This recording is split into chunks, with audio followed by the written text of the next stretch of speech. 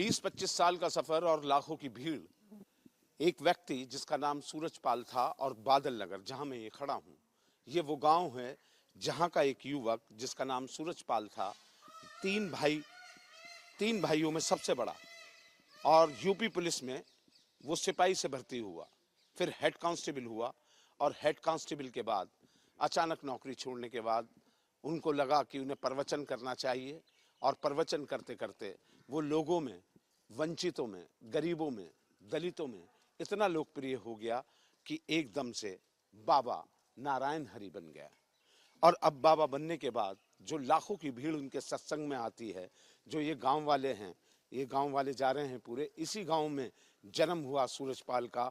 और अब ये जो आश्रम है उनकी ज़मीन पे बना है, और ये पहला आश्रम है जो नारायण हरि ट्रस्ट के नाम है, और यही माना जाता है कि ये आश्रम ही उनका एकमात्र आश्रम है जो खुद बाबा ने बनवाया। बाकी आश्रम जो हैं उनके समर्थकों ने, श्रद्धालुओं ने अपना चंदा जुटाकर वो आश्रम, जैसे मैनपुरी में है या राजस्थान में बताया जाता है। अब देखिए, ये श्री नारायण साकार हरि चैरिटेबल ट्रस्ट कहाँ से शुरू हुआ, ये बहुत जिज्ञासा होगी लोगों में कि कहाँ से सफ़र शुरू हुआ सूरजपाल से नारायण हरि बनने का। इसी गांव से शुरू हुआ। धीरे धीरे जैसे ही, जिस तरीके से कल एक पत्रकार ने हमें बताया था, मनवीर सिंह चौहान ने, कि उन्होंने सन 99 में यहाँ एक पत्रकार वार्ता की थी, जब एक भवन होता था यहाँ पर सिर्फ। उस भवन के अंदर पत्रकार वार्ता करते हुए उन्होंने दावा किया था कि उनकी इस उंगली में चक्र घूमता है और पैर में पदम है। तो जो उस समय के पुराने पत्रकार हैं, उन्होंने ये सवाल किया था कि हमें वो चक्र दिखाओ, पैर में पदम दिखाओ।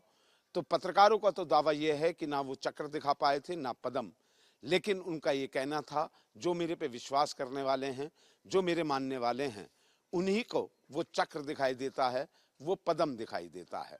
तो कुल मिलाकर विश्वास का ये खेल है। जो विश्वास उन पे करते हैं वो लाखों की भीड़ में हैं, वो चाहे गरीब हैं, वंचित हैं, और महिलाओं की संख्या इसमें काफ़ी ज़्यादा है। 20-25 साल का सफ़र और लाखों की भीड़। एक व्यक्ति जिसका नाम सूरजपाल था और बादल नगर जहां मैं ये खड़ा हूं, ये वो गांव है जहां का एक युवक जिसका नाम सूरजपाल था, तीन भाइयों में सबसे बड़ा, और यूपी पुलिस में वो सिपाही से भर्ती हुआ, फिर हेड कांस्टेबल हुआ, और हेड कांस्टेबल के बाद अचानक नौकरी छोड़ने के बाद उनको लगा कि उन्हें प्रवचन करना चाहिए, और प्रवचन करते करते वो लोगों में, वंचितों में, गरीबों में, दलितों में इतना लोकप्रिय हो गया कि एकदम से बाबा नारायण हरि बन गया। और अब बाबा बनने के बाद जो लाखों की भीड़ उनके सत्संग में आती है, जो ये गांव वाले हैं, ये गांव वाले जा रहे हैं पूरे, इसी गांव में जन्म हुआ सूरजपाल का। और अब ये जो आश्रम है उनकी ज़मीन पे बना है, और ये पहला आश्रम है जो नारायण हरि ट्रस्ट के नाम है, और यही माना जाता है कि ये आश्रम ही उनका एकमात्र आश्रम है जो खुद बाबा ने बनवाया। बाकी आश्रम जो हैं उनके समर्थकों ने, श्रद्धालुओं ने अपना चंदा जुटाकर वो आश्रम, जैसे मैनपुरी में है या राजस्थान में बताया जाता है। अब देखिए, ये श्री नारायण साकार हरि चैरिटेबल ट्रस्ट कहाँ से शुरू हुआ, ये बहुत जिज्ञासा होगी लोगों में कि कहाँ से सफ़र शुरू हुआ सूरजपाल से नारायण हरि बनने का। इसी गांव से शुरू हुआ।